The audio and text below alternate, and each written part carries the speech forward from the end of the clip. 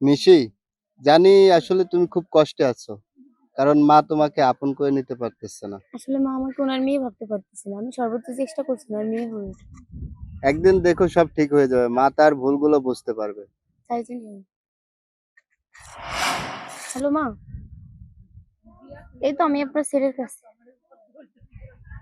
ও আচ্ছা ঠিক আছে মা।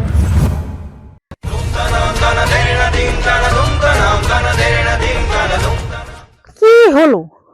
কত বেলা হয়ে গেল, এখন পর্যন্ত ওদের আসার কোনো নামগন্ধ নাই। কখন ফোন করছি, এখনো বাড়িতে আইলো না। আজকে আসুক, আজকে আসুক শুধু। সারাদিন যে ঘোরাফেরা করলি, ঘরের কাজ বাজ করবে কে? আমি? ঘরে কত কাজ কাম রয়েছে পরে, এখনো কোনো কাজ কাম করা হয় নাই। কাজ তো মা ওই করে। এই তুই চুপ থাক, তুই কোনো কথাই কবি না। সারাদিন বউরে নিয়ে ফিল্ড মেরে বেড়াও, আর ঘরের কাজ কাম করবে আমি বলতেছো? এই তাড়াতাড়ি যাও। আচ্ছা মা, তুমি সারাদিন শুধু দাদা আর বৌদির সাথে এরকম ঝগড়া করো কেন? তুই ছোট মেয়ের মতন কথা বলবি। তুই বড়দের কোনো মুখে মুখে তর্ক করবি না। যা ঘরে যা, যা করতেছি। ওরা একটু আলাদা সময় কাটালে তোমাকে দেখি সবসময় শুধু ওদের পিছু লাগে থাকো কেন? তুমি এটা করো কেন?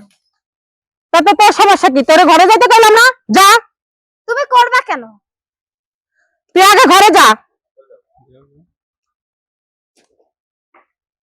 তোমার মা বাবা কি তোমাকে কোনো শিক্ষা দেয়নি? হ্যাঁ মা, আবার ওর এই তুই চুপ থাক, তুই কথা বলতেছিস কেন? ঠিক আছে, তোমার যা ভালো মনে হয় তাই করো। তোমার মা বাবা তোমাদের কোনো শিক্ষাই দেয়নি। মুরব্বীদের সাথে কিভাবে ব্যবহার করতে হয় সেটাও জানে না। যাও ঘরে যাও, ঘরে যাও, সব কাজ কাম করো। আহ, আহ, দীপা, হ্যাঁ বলো। দীপা, আমি খুব অসুস্থ, আমার কাছে একটু আয় তো। আরে কি সমস্যা হয়েছে তোমার? সব সময় শুধু আমারে কাজে বলো। সব সময় কাজ করো। এখন আমি পারবো না, এখন আমার কোচিং আছে, আমি গেলাম। মনে হয় বাঁচবো না আমি আর। দীপা,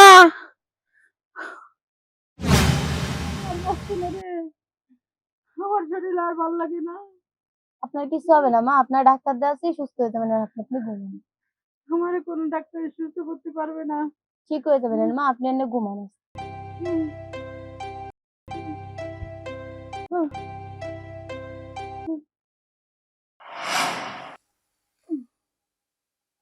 জল পড়ছে।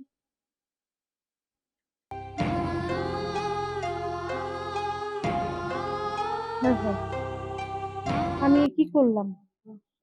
যাকে আমি কখনো আপন ভাবতে পারিনি, সেই আজ আমার সেবা যত্ন করে আমাকে সুস্থ করে তুলছে। নিজের মেয়ে আমার দিক ফিরেও তাকাইলো না। আর তাছাড়া নিজের মেয়েকে বিয়ে দিলে সে তো পরের ঘরে চলে যাবে। আজ থেকে ওই আমার মেয়ে। মা, আপনি উঠে গেছেন? হ্যাঁ মা, আমি উঠে গেছি। সারা রাত্রি তুই আমার পাশে ছিলি।